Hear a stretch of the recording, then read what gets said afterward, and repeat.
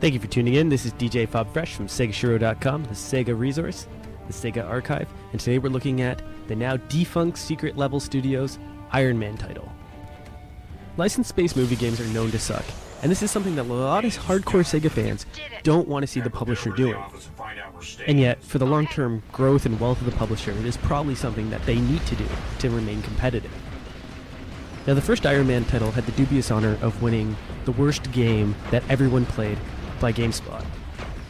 The footage you're seeing here is capped from the PS3 version of the game. And the interesting thing about this title is that Secret Level looked like they were shooting for so much. And there's so much potential in this title, and yet on every stage of it, there is some sort of failure or the controls aren't refined. In fact, I think that's probably the most telling thing about this game is that it has potential and yet fell far, far short of what it could do. And I think that's probably why the game sits at roughly a 42% Metacritic rating. So let's look at the laundry list of hits and misses in this title. On the one hand, the graphics are completely variable. Sometimes they look fantastic. The Iron Man model looks pretty good, and the environments look pretty fantastic, especially with the size of them. And yet once you get very, very close to certain textures in the game, the fidelity just drops. And there's also frame rate issues throughout. So when action gets too intense, the game really starts to chuck. The team also tried to implement a leveling up modification system based on your success and ability through the levels. However, the issue I found at this is that Iron Man never really feels all that different. So while your Iron Man is significantly stronger by the end of the game, he doesn't really feel necessarily stronger with the way that the level design and difficulty ramps up. The control in Iron Man feels needlessly complex.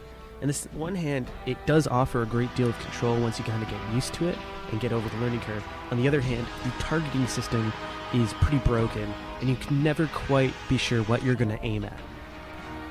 Probably the most damning aspect of the game is how repetitive the gameplay is.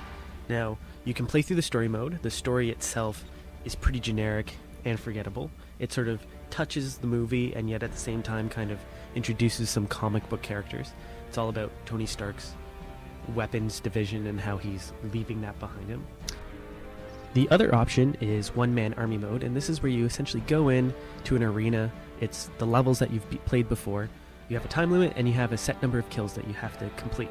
The one cool thing about this mode is that you can actually change up the Iron Man suit.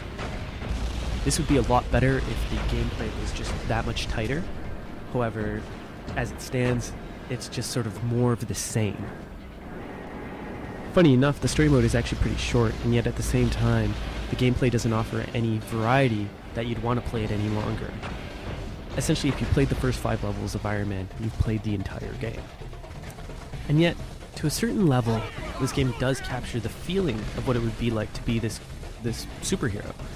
In the one sense, I could actually use Iron Man in the way that I probably would if I was the actual character, and that is, I would float just above my enemies and shoot down at them.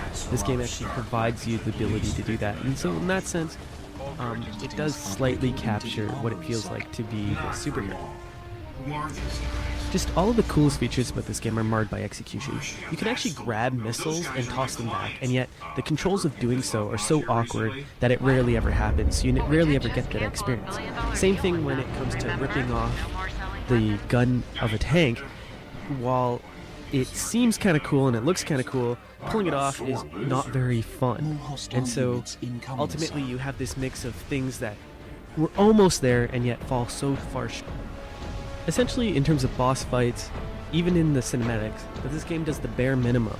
It seems like it was trying to capture something great, and yet failed to do so. Funny enough that this title even required the help of an extra development team. Planet Moon actually came in to do some of the code work. There's not really much to say about Iron Man, that at worst it's broken, at best it's a rental. This is DJ Fob Fresh signing out, playing bad games so you don't have to, and yet in this case, you probably already did.